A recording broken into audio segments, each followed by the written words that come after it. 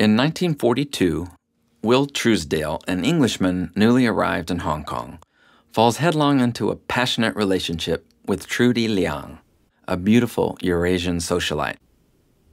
But their love affair is soon threatened by the invasion of the Japanese as World War II overwhelms their part of the world, setting off a chain of terrible betrayals. 10 years later, Claire Pendleton comes to Hong Kong and is hired by the wealthy Chen family as their daughter's piano teacher. A provincial English newlywed, Claire is seduced by the heady social life of the expatriate community. At one of its elegant cocktail parties, she meets Will, to whom she is instantly attracted. But as their affair intensifies, Claire discovers that Will's enigmatic persona hides a devastating past. The Piano Teacher by Janice Y.K. Lee, coming from Viking in winter 2009. Hi, Janice. So what inspired you to write The Piano Teacher? The Piano Teacher started as a short story about a young Chinese girl and a young English newlywed who had just arrived in Hong Kong who took a job as her teacher. And it was a discrete short story that I had worked on for a while. And then I just found that I kept adding on to it and new characters came in and it just became this novel. So Claire and Lockett, Claire is the piano teacher and Lockett is her student. They were the firstborn, and then the plot came much later. Will and Trudy came much later.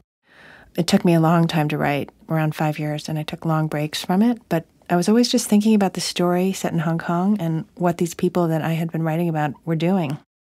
The book came out of those characters, and slowly, very, very slowly, they revealed to me what they would do and what they had done in their past. It's funny when the people tell me that the book is pretty plot-driven because the plot was the last thing on my mind when I started it. I had no plot for a long time, and I think when I was 2/3 of the way through it, that's when I really thought about the nuts and bolts of what had happened to these people and how I was going to get them out of the situations I'd put them in. Also, I grew up in Hong Kong, and I'm Korean, so I was never a local Chinese or an English person, so those are the majorities in Hong Kong. So I viewed these worlds from the outside, as I think many writers do, and that's very helpful. And so I just wanted to write a story of the world that I had seen when I was younger. The novel really captures the distant world of privilege and glamour that was high society Hong Kong right before World War II. And, remarkably, you've also brought to life the sense of privation and paranoia during the war itself, as well as the prosperous but more sober feel of the years right after the war. How are you able to draw such a convincing portrait of Hong Kong in those three very different times? Historical fiction is tricky, I think, because you want to do research because of all the wonderful details that really make a novel come alive, like, what people were wearing or what they were drinking or little details like what movies were playing at the time. But you really want to keep the history from encroaching on the fiction because it can really kill a story. I read a lot of books set in that time. I read a lot of newspapers. I particularly loved the ads in the newspapers because they showed life in a way that's very helpful to fiction writers. I learned that people were buying Crosley refrigerators and that they didn't need to defrost them, or that Queen Elizabeth's coronation was a time where a lot of people were having sales to celebrate it, or that you could buy a car in England and have it shipped over to save the tax. Just little things about daily life that you don't get from history books. Also, even the classifieds, like who is offering their services as a tutor, or all those little things that make a story real. And I'm always struck about how people in life aren't that different in the past than they are in the present. People were still doing the same things. They still had love affairs. They were still betrayed. People had to go to the store and buy food. I also read a lot of books about people who had been interned during the war, and I watched movies like Love is a Many Splendored Thing or even The World of Susie Wong. Any novel or book that was set in the 40s and 50s, I read or I watched movies. So basically, I read a lot of books. I watched a lot of movies and tried to keep the story intact while putting all those details in. Claire, Will, and Trudy are all three such unique and arresting characters, each from such a different background, and each flawed in such an individual way.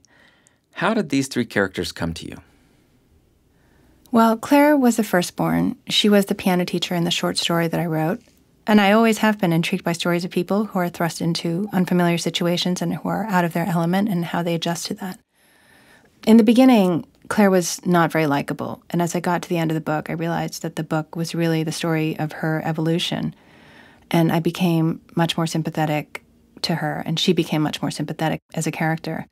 She was a woman who hadn't known much and struggled to make sense of everything that was laid before her, so in the end, she was a better person for her journey, so she was saved. I also struggled with Will for a while. At first, he was just Claire's love interest, and I didn't have a great sense of who he was. And then when I realized he was also involved with Trudy, he became much more clear. I always had a sense that he was a good man. That was clear from the beginning, and that he was struggling with something. But I didn't know myself what it was until I was quite far into the book.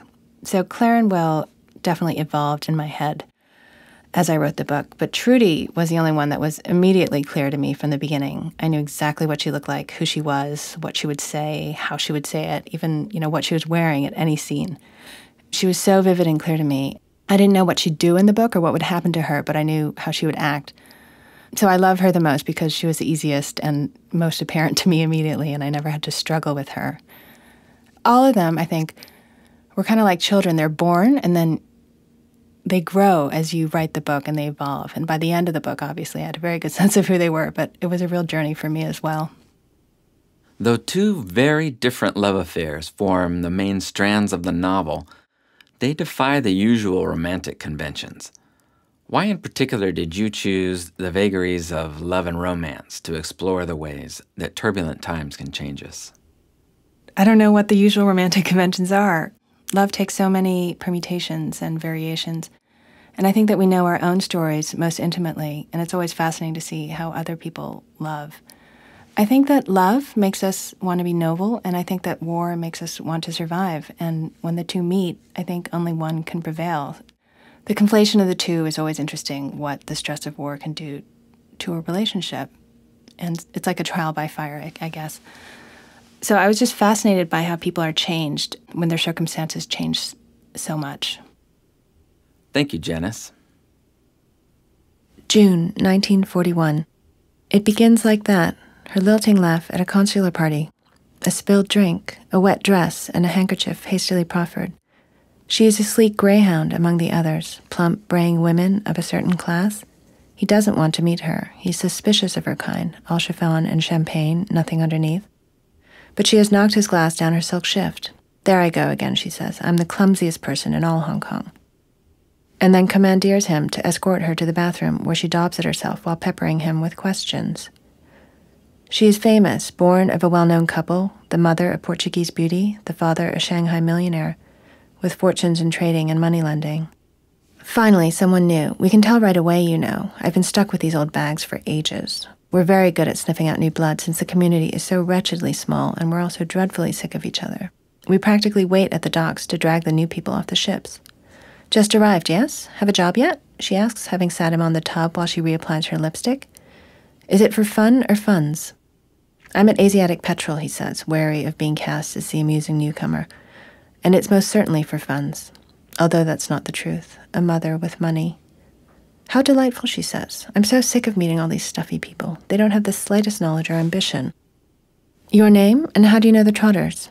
I'm Will Truesdale, and I play cricket with Hugh. He knows some of my family, through my mother's side, he says. I'm new to Hong Kong, and he's been very decent to me. She says. I've known Hugh for a decade, and I've never, ever thought of him as decent. And do you like Hong Kong? It'll do for now, he says. I came off the ship, decided to stay, rustled up something to do in the meantime. Seems pleasant enough here. An adventurer, how fascinating, she says, without the slightest bit of interest. Then she finishes up her ablutions, snaps her evening bag shut, and firmly taking him by the wrist, waltzes, there's no other verb. Music seems to accompany her, out of the powder room. Conscious of being steered around the room like a pet poodle, her momentary diversion, he excuses himself to go smoke in the garden, but peace is not to be his. She finds him out there, has him light her cigarette, and leans confidentially towards him. Listen, I'll be at the races at the Wong's box tomorrow. Do you care to join us? The Wongs, he asks. Yes, they're my godparents, she says impatiently. Are you coming or not? All right, he says. This is the first in a long line of acquiescences. Will muddles his way through the club and into the upper tier, where the boxes are filled with chattering people in jackets and silky dresses. He comes through the door of number 28.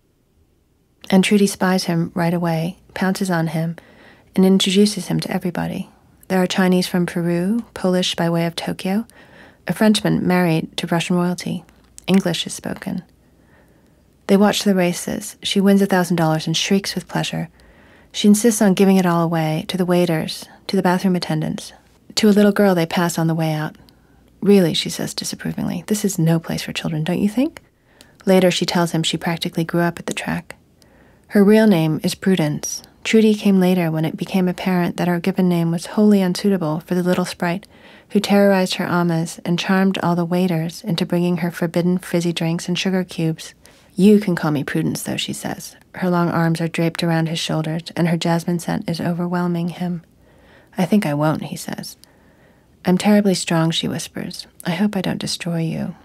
He laughs. Don't worry about that, he says. But later, he wonders.